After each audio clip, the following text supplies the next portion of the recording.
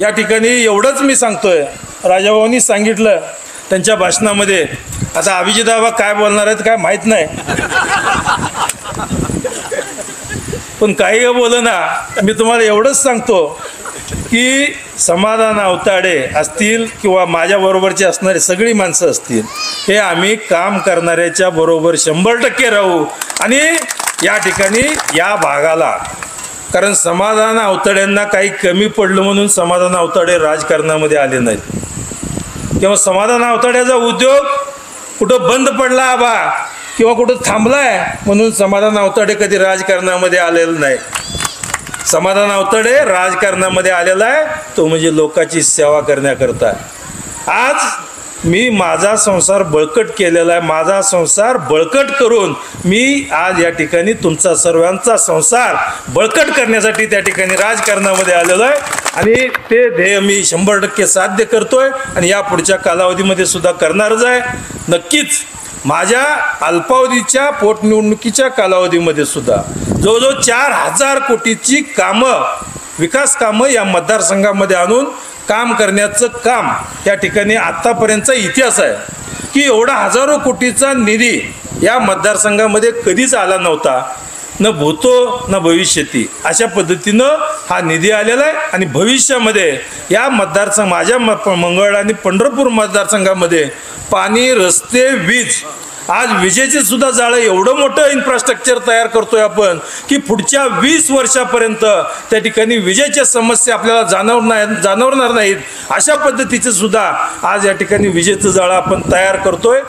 आमचे नरसप्पा आप्पा बी ऐकते, तर एवढ्या गर्दी बघितल्यावरच आम्हाला जरा वाटायला लागलं काहीतरी वेगळी तयारी दिसतेय काही. आणि तुमच्या तयारीला या ठिकाणी मी असेल, राजाभाऊ असेल, अभिजितदादा असेल, नक्कीच तुम्हाला आजच या निमित्तानं आम्ही शुभेच्छा देतो.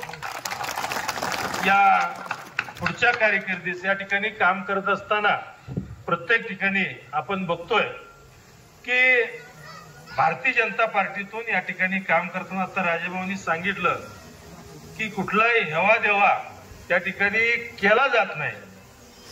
खरं म्हणजे कालच्या बजेटमध्ये मला किती दिलं काम, 10 कोटीचंच काम दिलं.